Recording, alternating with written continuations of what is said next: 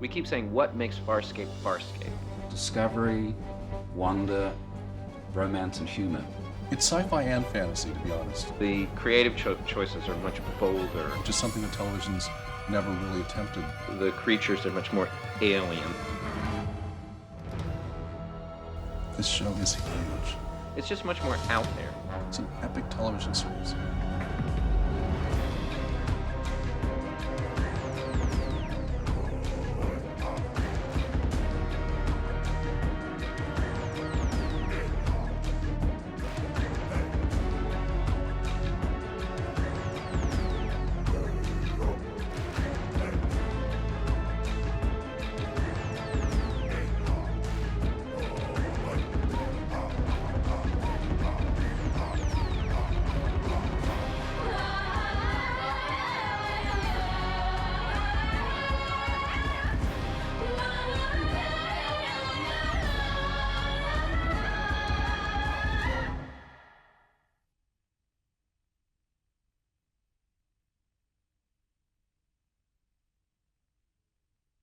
Probably 6 or 7 years ago, we decided that we wanted to try to set up a show that was a big show that sort of showed off all the capabilities of the Henson Company, the Creature Shop, and everything that we can do, and take some of the stuff that we're used to putting in features and put it into a television series, and really do something special. Oh, God! Eventually met Rockne O'Bannon, who had he's created Alien Nation, Sequest, and had very much the right sensibility.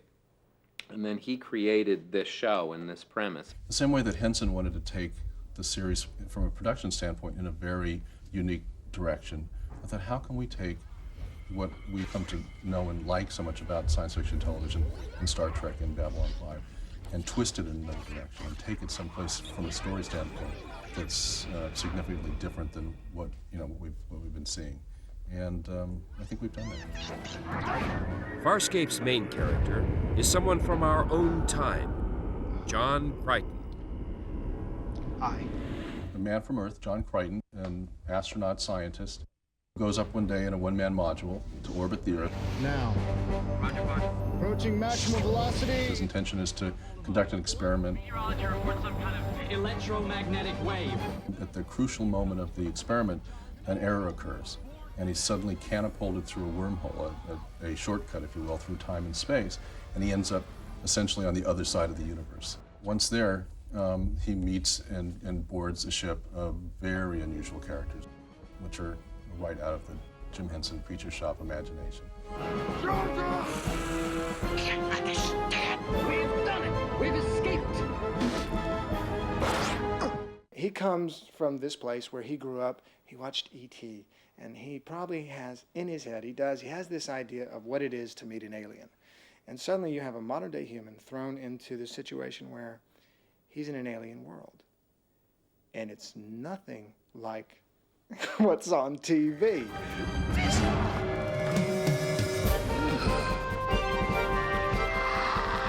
Boy, was Spielberg ever wrong. Close Encounters my ass.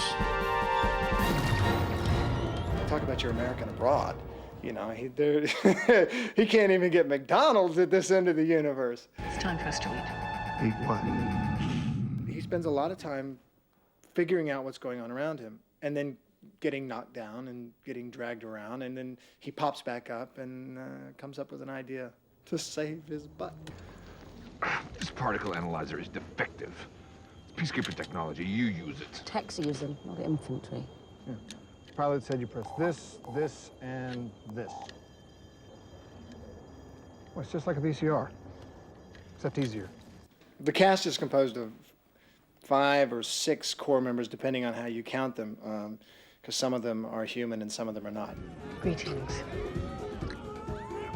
I am Pauzota Zhaan. This is John Crichton, Aeryn Sun, and His Eminence Domina Rigel the 16th. Rigel is such a naughty, wicked little devil, bitter and twisted and unique, funny. Miserable and all the more self-important and pompous and arrogant. And he's also a little bit like a politician because you never know quite what he's saying, if what he's saying is the truth. So you always feel like you have to be careful with him and you have to be on your guard with him. Don't you know this is an act of war? When my council hears of this, the Hynerian Navy will scorch this hellhole. That should get him thinking. I saw some dailies recently of me doing a scene with Rigel. And I look as if I was expecting an answer from this puppet, and I got one, and I just thought it was really funny watching me talking to something that wasn't actually real. And I know John Nicholson will be very upset with me for saying that, but he is a puppet. He's not real, Rigel. Oh, leave me alone. I don't feel well at all. Quit complaining. You're lucky to be alive. Well, I'm bury that. I did the best that I could, and it wasn't in my training, you know. Peacekeepers are trained only to kill. So don't forget that this peacekeeper just saved your life. Oh. It's amazing talking with this thing that moves like a real creature, you know? The alien members of the Farscape crew were designed and built at the London Creature Shop. Rigel was the most complex character to make, the result of years of research and development. His foam skin needs to be washed and wrung out to remove the sulfurous egg smell of the latex. However, the latex is very fragile and can tear easily, so many additional foam skins are prepared. The complex eye and ear mechanisms are designed using a 3D computer program. It is crucial that the moving pieces inside the head don't bump against each other while in operation. Space is at a premium, and each piece has to fit together like a jigsaw puzzle. Each section is crafted by hand in lightweight aluminum and durable brass. The many servo motors in Rigel's head are remote controlled in order to operate the eyes, eyebrows, and ears. All of Rigel's extra sets of arms and legs have to be painted carefully by hand to exacting standards. During shooting, these arms can either be retouched with paint or replaced with spares.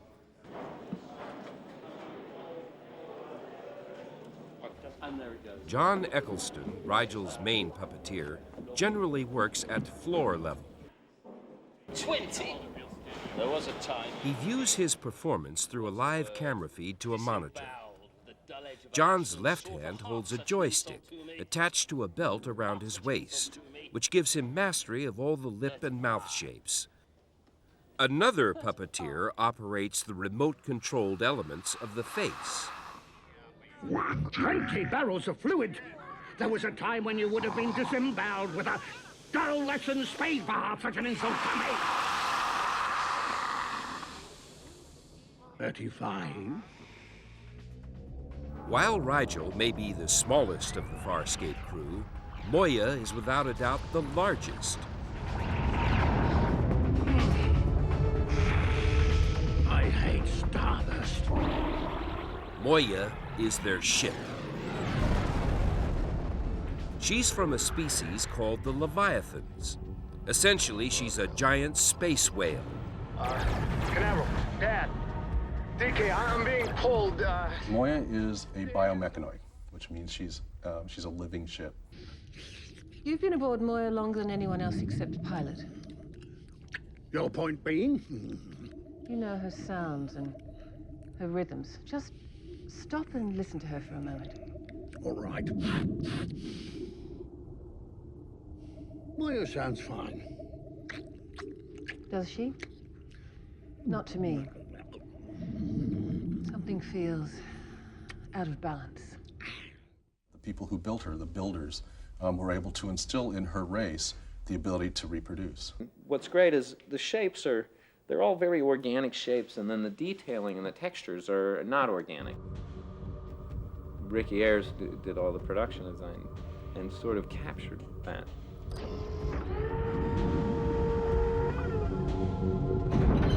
If you look all the way from what Moya's transport pod is right the way through to the tables in the maintenance bay, or the galley stuff, I think you'll see that there's a geometry, a structure that's actually follows through, whether it be 1,000 feet long or 3 feet long.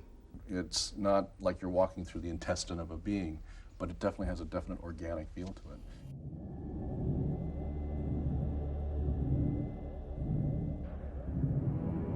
Moya, I will take your pain. Moya can only communicate directly with the crew through Pilot. Pilot is a different race completely, but he is now grown into the ship. They're inseparable. A ship in the transport hangar. His personality is not particularly great for his job. He's a little quick to panic. He's overworked and harassed, and yet they're stuck with him because he's the one that's grown into the ship. Pilot actually lives. Pilot is the most exciting character in that it's the most remarkable puppet, and that you can stand there and look at Pilot and talk to Pilot. He just comes alive. The puppet is made up of a complex animatronic head, which is remote controlled. Weapons fire on board. Weapons what? Moya's neural links are being badly affected by the heat. Weapons fire on board. A puppeteer controls each of his 4 arms, while a performer sits inside to twist and rotate the body.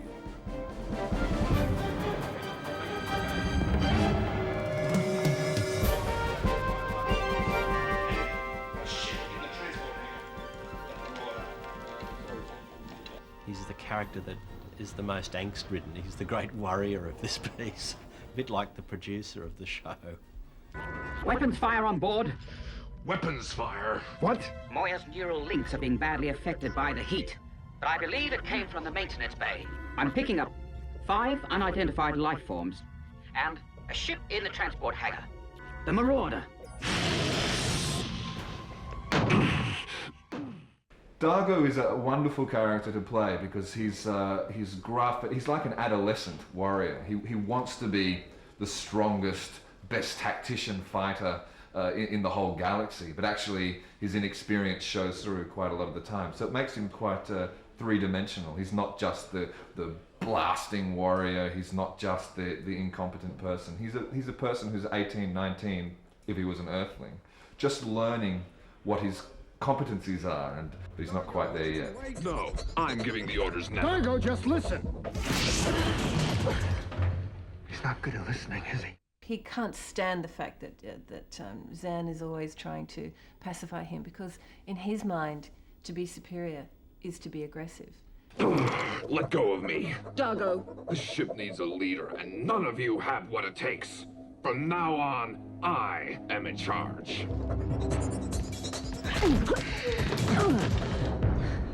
Never lay your hands on me again. I went to London and they did a live cast, and from that we worked out how we could fit all this onto my body. Oh my God. His body is already covered in slow-drying plaster of Paris. Now another substance, dental alginate, is applied to the face. This is normally used for making dental casts and is extremely quick drying. Got a big smile on his face now. The constant chatter from the boys in the mold shop helps to keep the patient calm while in his plaster prison. Last stage, 5 more minutes. Well, the head comes off. 5 more minutes? I said 2 minutes ago. It's a James Bond minute. It's a good cut, bad cut. He knows all the problems of life. When it does come off though, the mask, it will be very bright. Okay, it'll be like, almost like flash bulbs going off, so your eyes are getting used to the dark. So just be aware of that. Using a photographic analogy, this cast is a negative from which any number of positives can be made. Anthony's body can then be cast whole in fiberglass. After initial conceptual designs and prototype sculpts such as these, the final Dargo sculpt is arrived at. It takes a couple of hours to put on, different chin pieces and face pieces, and also there's a bodysuit that goes down to here because otherwise we'd have a very human neck. I've got a balaclava that fits over my head, then a helmet that sits on top of that, and then this piece here, which is a separate piece from this piece, where's the join, sits on top of that helmet there. I don't think that would actually touch. That would actually go on. I'm actually a 6'6" dorky guy with long blonde hair. Even though there's all these things on top of me, I'm still very much in control of eyebrow movement. You still get all the same facial subtleties that you get out of a normal human face. No matter what the others say, I see you and me together.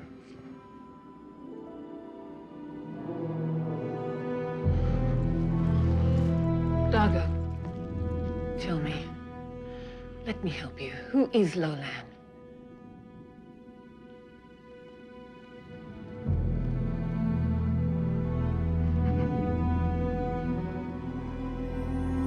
As soon as you get a locked off mask, which you do get in lots of prosthetic work, then you really lose a sense of that character being real if you don't get all the subtleties of emotion and mood and psychological change that the face portrays.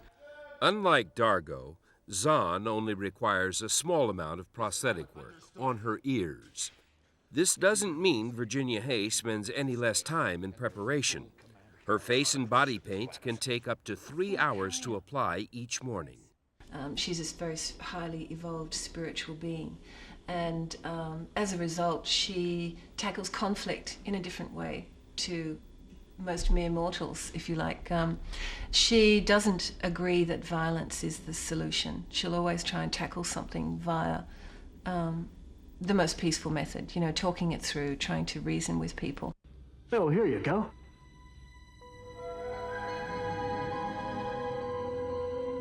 Quite respectable for your age. Did you think you'd shock me? Is nudity a taboo in your culture? Are you ashamed of your bodies? Yeah, we would be if we looked like you. I doubt it.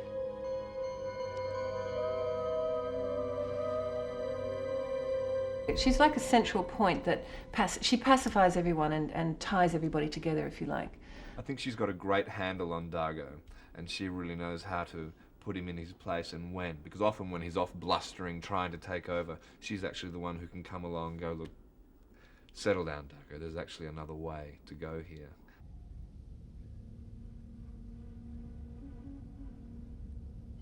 How old are you? 30 cycles. You are but a boy. I am not. I am a Luxem warrior. I have seen 2 battle campaigns. Only 2. A creature workshop was specially set up at the Fox Studios. It was populated by a mixture of UK and Australian experts. This shop is responsible for building the many different aliens that appear from episode to episode. When the writers saw this character, they liked it so much that they wrote a show around it. So we're now currently rebuilding it and making it more sophisticated. Prepare to attack! This is one of the DRDs. And it's like a little mechanical droid that sort of looks after Moya and scurries around and sort of repairs things when they break. Was that necessary? It felt good. Give me navigation now.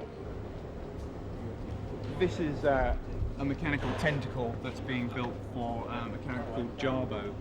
We really don't see much of him. He's kind of just a shadow in the background in a cage, and he's sharing a cell with Rigel in one of the episodes. Is there a problem?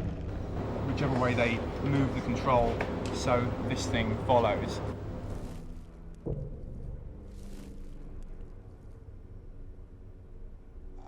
Hey, hey, tentacles off! Tentacles off! What do you think you're doing? It was unwanted by you.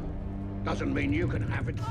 But enough of aliens. Isn't there another human, apart from John Crichton, on board Moya? What is your rank and regiment? She is human in appearance, but she's comes from a different race and a different galaxy completely. Where are you from? He claims to be a human from a planet called Earth. So it's extraordinary when she comes into contact with John Crichton, because she just doesn't understand him at all. Almost nothing about the tabloids. Tablex. Whatever. Tabloids. We do know that they will pay us to haul cargo, which they're not going to do if you go in there doing your John Wayne impression. John Wayne, who's that? A relative? John Wayne? Oh, it's the big guy. True Grit, the Searchers, the Cowboys, Genghis Khan.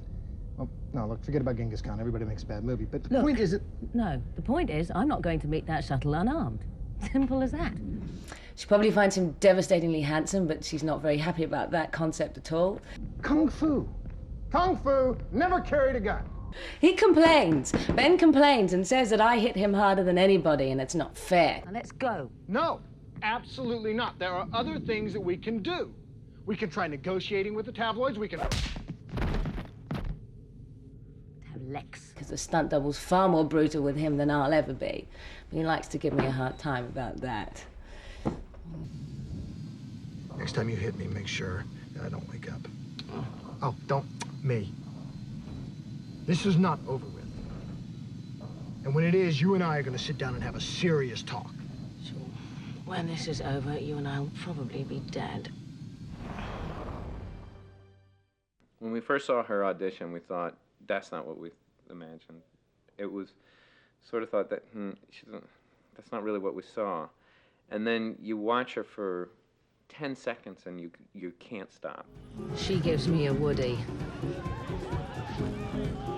Woody. It's a human saying. I've heard you say it often. When you don't trust someone or they make you nervous, they give you... Willies. She gives you the willies. I think she's kind of like a contemporary Emma Peel in a way. Funky, groovy chick. I call her Cyberspice now. That's really who she is. Hurry! So, apart from confused humans, an anarchist priestess, living spaceships, teenage warriors, paranoid pilots, angry aliens, and female commandos dressed head to toe in black leather, what sets Farscape apart from anything else on television? It's the choices. It's Rigel. You wouldn't find Rigel in any other television show. Rigel now. Crichton. Now, Rigel. Crichton. Rigel now. Now, Rigel! Take them!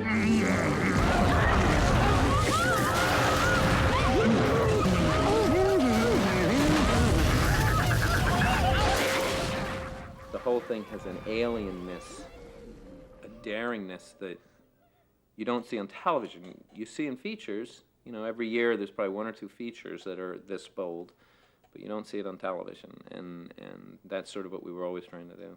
Brian and I would joke, oh, we're doing the film today, because we have so many setups. We have CGI, we have split-screen shots, we've got creatures coming in, we've got the puppeteers all over the floor, and you go, my gosh, this is overwhelming. This show, to me, has the scale and the look and the aspirations to really be an example of what I think entertainment in the 21st century is going to become. It's overwhelming to be at the center of it.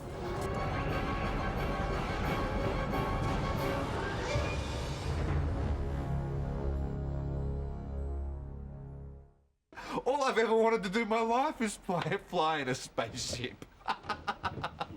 I'm flying a spaceship every day. Life is good.